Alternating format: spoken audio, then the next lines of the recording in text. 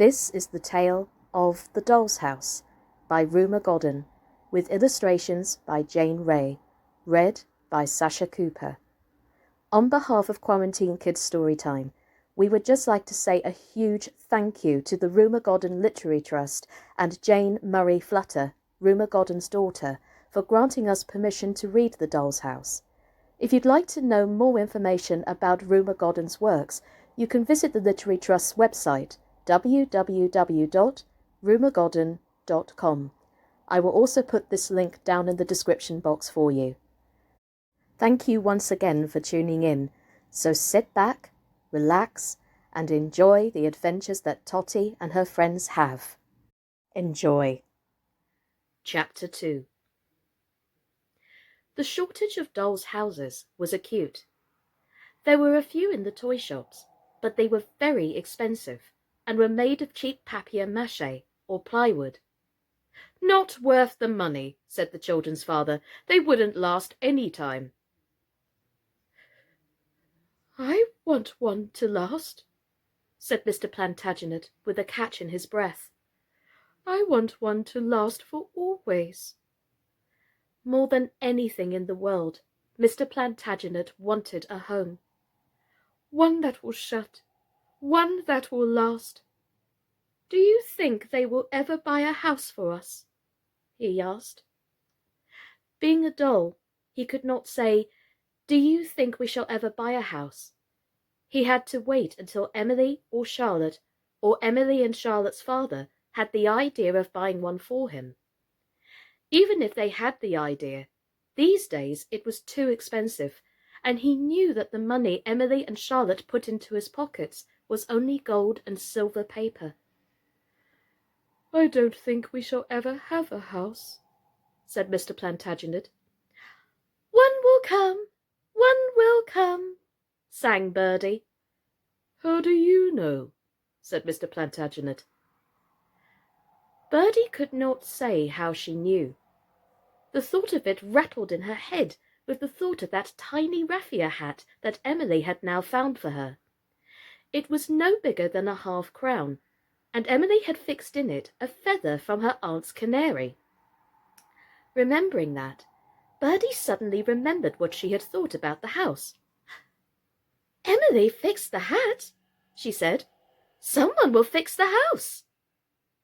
Of course, there were dolls' houses advertised in the newspaper, even sometimes in the part of the newspaper Emily cut up for Mr. Plantagenet.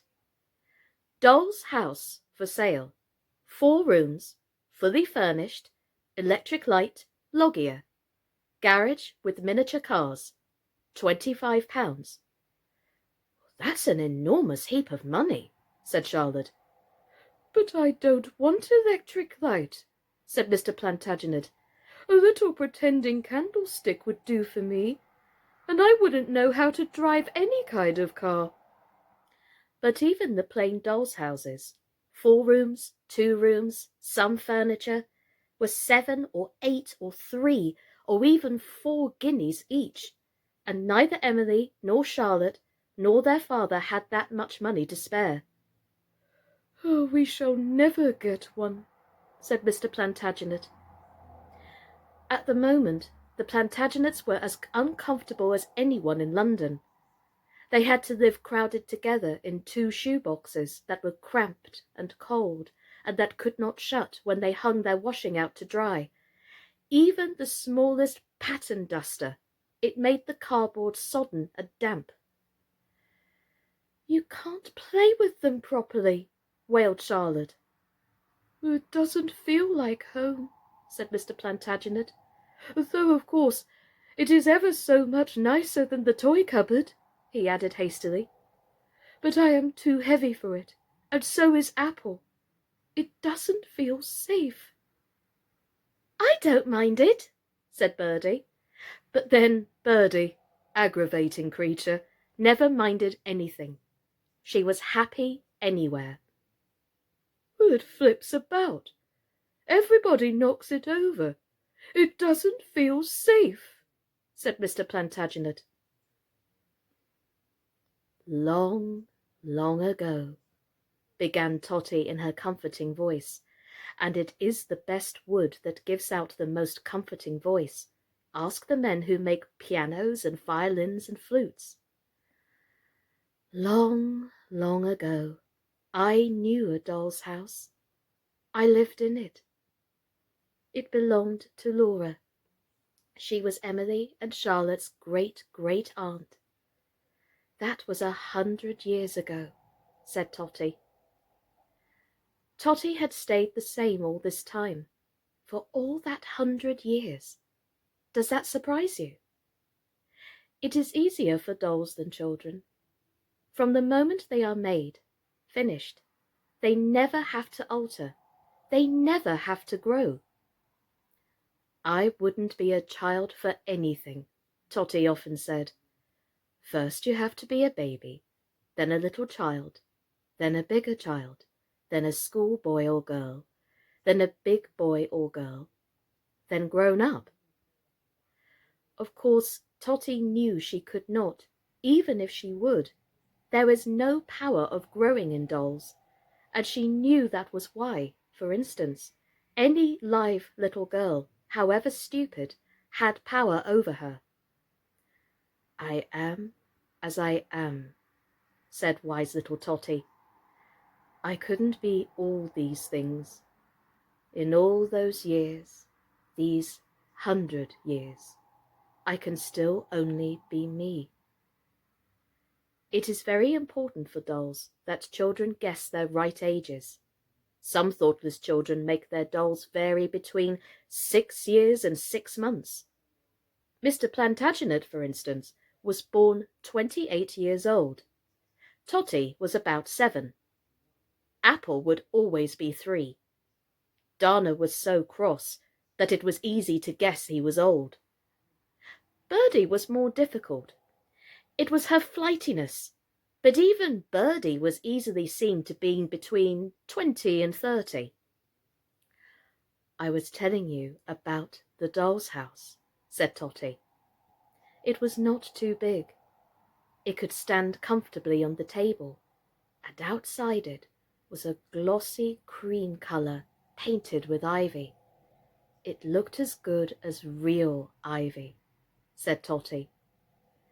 Well, it would be better than real ivy, said Mr. Plantagenet. Real ivy chokes things and can even pull down a house. Painted ivy is safer. I like painted ivy. Go on. Go on, go on, cried Apple. Emily had put him on a chair, but he had deliberately fallen upside down because he wanted to practice standing on his head. Oh, don't do that, Apple dear, said Totty. The doll's house. Oh, yes. In the front there was a front door with steps leading up to it. How many steps? 6, said Totty, and the door was painted green with a knocker. It didn't really open, but that didn't matter, because the whole of the front swung open, leaving the inside ready to be played with. Leaving the steps, said Mr. Plantagenet anxiously. Leaving the steps, nodded Totty, and she added, remembering, on the steps was fixed a tiny little scraper. Would my foot go on it? Asked Apple. My foot? In its red shoe? Perfectly, said Totty. And yours? She said to Mr. Plantagenet before he need ask. There was a kennel, she said, just outside. For Dana? Asked Apple. But would he go in it? Asked Mr. Plantagenet doubtfully. In this kennel, I think he would, said Totty. Dana did not growl as he would have if he thought the kennel was dangerous. He always growled at danger. There was a hall with a staircase and a polished wooden floor. I remembered the floor particularly, said Totty, because it looked like a draught board. Draughts is a game you play on a board checked in squares of light and dark wood, she explained to Apple. The walls of the hall were red, Red paper, she said, that looked like satin. Are you sure it did? Asked Mr. Plantagenet doubtfully. I haven't seen any paper like that. You would have once, said Totty. I am quite certain. I remember it looked cosy and rich. There was a hall window with lace curtains. The white looked pretty on the red. There were Christmas scraps for pictures, and a clock glued on the wall, and 2 doll's house dark wood chairs, and a tiny rug. Everything, said Mr. Plantagenet. Everything. And in the hall, said Totty, was the figure of a butler. No one asked her why she said the figure of a butler instead of a butler. They knew that whoever had made or tried to make that butler had not been successful. There were some dolls like that. There was no need to pity him, because he had never been a butler. We could put him outside, said Mr. Plantagenet. Go on. To the left was the kitchen, Totty went on. You know which the left is, Apple. Your left hand, the one you don't shake your hands with. On the left, then, was the kitchen. What was it like? What was it like? What was it like? There was a blue tin stove with saucepans and a kettle. There was a heavy iron on a stand, no bigger than Emily's fingernail. There was a rolling pin and a wooden pudding base smaller than a thimble. There was a dresser with flowered china cups and plates on it, a table and another rug, and kitchen chairs and a mangle and a pot of pretending geraniums on the window-sill. Oh, dear, said Mr. Plantagenet longingly. Up to now, the thought of the house and the thought of her hat had been knocking together in Birdie's head. Now she asked, Was there a little feather broom? I think there was, said Totty. Dear, said Birdie, and the feather broom and the feather in her hat seemed to float before her eyes. Could you make buns for tea in that kitchen? Asked Apple. And what is a bun? To the right of the hall, said Totty. You know your right hand, Apple dear, the one you do shake your hands with. To the right was a sitting room. It had a green carpet, said Totty, the colour of holly leaves, and it had real wallpaper, like the hall, only this one was white with cream stripes. On the wallpaper were 2 little pictures. Their frames were made of glued-on shells that Laura had picked up at the seaside. There was another window. Did it open? No, it didn't open, but it had lace curtains too, and there was a fireplace and a fire of shining red gelatine paper. There was a sofa covered in red velvet and 2 chairs to match, and a table and a piano. Its notes were paper notes glued on.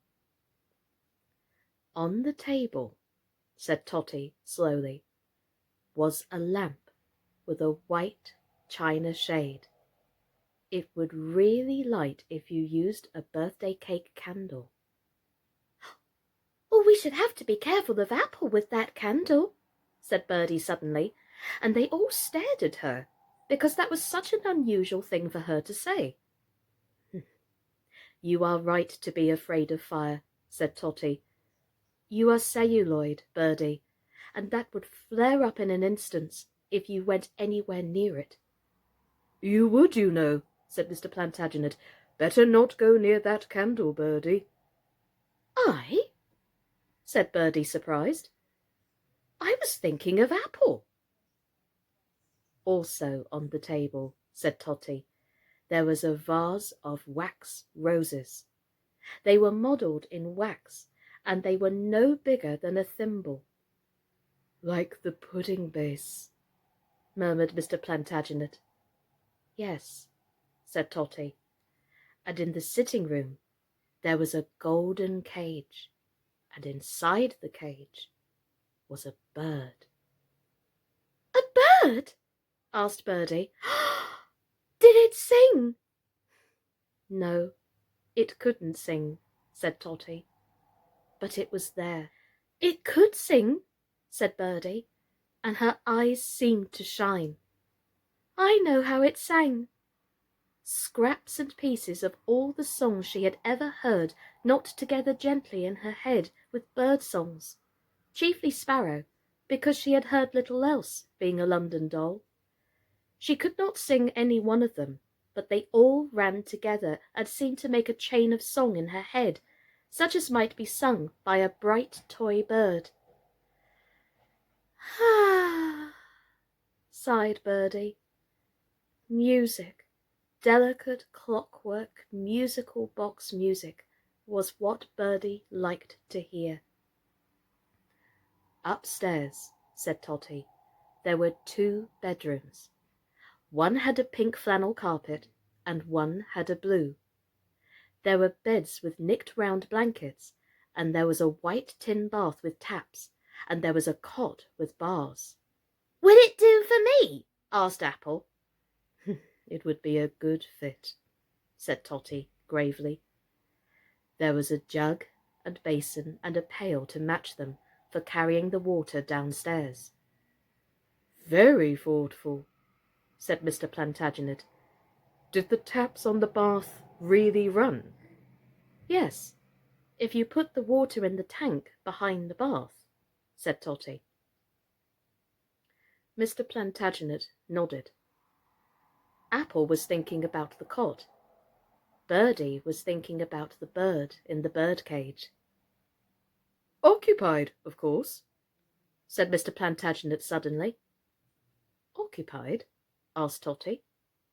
"I mean, there are other dolls living in it, of course." "It was a long time ago," said Totty. "Maybe it has gone or been sold or broken up. I don't know where it is now," said Totty sadly.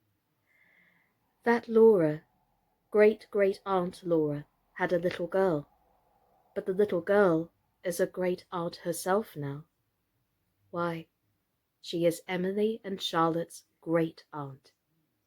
Maybe she has given it away or given it up. I don't know. "But dolls lived in it then," said Mr. Plantagenet. "You lived in it once. Did other dolls live there with you? Don't you remember them?" "I remember one," said Totty slowly. "Yes, I remember her," said Totty very, very slowly. "Why do you say it like that? What was her name?" "Her name was Marchpane." "What a funny name. What does it mean?" "Marchpane is a heavy, sweet, sticky stuff like almond icing. Very old-fashioned," said Totty. "You very quickly have enough of it." "It was a good name for her," said Totty slowly. "But what was she like?" asked Mr. Plantagenet. "What was she like?" asked Birdie. "What was she like?" asked Apple. "She was valuable," said Totty. "She was little and heavy." "What was she made of?" "I am made of celluloid," said Birdie, and celluloid knocked in her head against other words like it. Cellophane, cellular, Celanese. Now, she did not know what she was made of, but any of them seemed to describe her well. "I like you to be made of celluloid," said Mr. Plantagenet quickly, as if he were afraid that what Totty said might hurt Birdie. But Birdie did not mind. "Marchpane was made of kid and china," said Totty. "Kid? What is kid?" "It is a kind of leather, white leather," said Totty. "Her body was made of it and stuffed with sawdust and jointed. Her joints worked more smoothly than mine. Her head was china, and her eyes were china too. Her hair was real. in a plait that they pinned round her head. You could plait it and unplait it. Was it yellow? asked Birdie. Yes, said Totty mournfully. Is there much difference between real and unreal? I wouldn't know, said Birdie. Well, yes, said Totty as gently as she could. Did her clothes take on and off? asked Apple, who hated having his clothes being taken off. She was in wedding clothes, said Totty. They took off, and they were all white. White? Oh, I shouldn't like that, said Birdie more cheerfully. I like pink and red and yellow and blue. But they were beautiful. They were stitched with tiny feather stitching. Is there such a stitch called feather stitching? Oh, I should like that, said Birdie, forgetting Marchpane. And they were edged with narrowest real lace. said Dana suddenly. They looked at him in surprise. They all looked round for the danger and could not see any. Were those curtains real lace curtains? asked Mr. Plantagenet. Those curtains in the house? I shouldn't suppose so, said Totty. Real lace is very expensive. Oh, if it were my house, said Mr. Plantagenet, I should have real lace curtains. Nothing less, said Mr. Plantagenet firmly. Think, to live in a house like that. His eyes, that Emily now kept quite free from dust, shone. Being glass, they shone quite easily. Not to live in a shoe-box any more. His voice changed as he said that. He sounded as if he was shut up in the dark toy cupboard again. I could get out of my cot, said Apple suddenly. I would. I'd climb through the bars, and Emily and Charlotte would think I had rolled out. Birdie was thinking about the bird, her songs, her hat, its feather stitching, the feather broom. And when they had finished playing with us, said Mr. Plantagenet, they would shut up the front, and we should be alone, quite private, in our own house. Yes, said Totty. I had forgotten how good that can be. She had forgotten Marchpane as well. Well, do you think they will get their doll's house? Tune in tomorrow to find out more about Totty and the adventures her family get up to. My name's been Sascha Cooper, and this has been The Doll's House by Rumer Godden. Take care, everybody, and stay safe. Bye-bye.